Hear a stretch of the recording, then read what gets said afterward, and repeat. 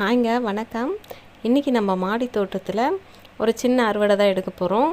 Beans, அவரைக்காய், கத்திரிக்காய், பூக்கள்னு கொஞ்சம் அதில் கொஞ்சம் கொஞ்சம் காய்ச்சிருக்கு, எடுத்துக்கலாம். இது பார்த்திங்கன்னா பீன்ஸு சூப்பராக காய்ச்சிருக்கு பாருங்கள். இது நான் விதை போடலை, தானாக வளர்ந்த செடி தான்.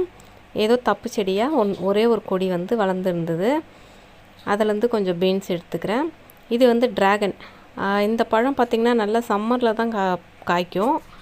இந்த மழையிலையும் பார்த்திங்கன்னா சின்னதாக ஒரு பழம் காய்ச்சிருந்தது. ஒரு சப்பாத்தி கல்லி பழம் எப்படி இருக்கும், அதை விட கொஞ்சம் பெருசாக இருந்தது.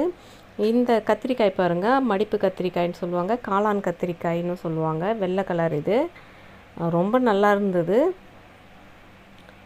இது அவரைக்காய் கூட நல்லா பட்டையாக காய்ச்சிருக்கு. இது செடி அவரை, கொடி இல்லை, செடி அவரை தான் இது. இதில் பார்த்திங்கன்னா நிறைய பூ பூத்து இருந்தது. இந்த மழைக்கு எல்லாம் அப்படியே கொட்டிடுச்சு. ஒரு சிலது மட்டும் காயாயிருக்கு. அவரைக்காயும் எடுத்துக்கிறேன். இந்த சங்குப்பூ பார்த்திங்கன்னா 3 கலர் இருக்குது. காலையிலே நான் அந்த ப்ளூ கலர் காலையில் டீ போடுறதுக்காக எடுத்துட்டேன். இப்போ இந்த பிங்க்கும் லாவெண்டர் கலரும் மட்டும் இருக்குது. இது பூஜைக்கு யூஸ் பண்ணிக்கலாம். ஒயிட் கலர் அடுக்கும் இருக்குது. இந்த பூ பார்த்திங்கன்னா விஷ்ணு பகவானுக்கு ரொம்ப ரொம்ப உகந்த பூன்னு சொல்லுவாங்க. எல்லா சாமிக்குமே வைக்கலாம், இருந்தாலும் விஷ்ணு பகவானுக்கு ரொம்ப நல்ல.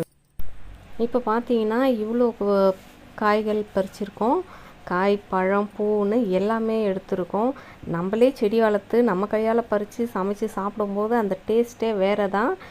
நீங்களும் மாடியில் இடம் இருந்தால் சின்ன சின்ன தொட்டிலேயே இந்த மாதிரி வளர்த்து பாருங்கள், ரொம்ப சந்தோஷமாக இருக்கும். தேங்க்யூ.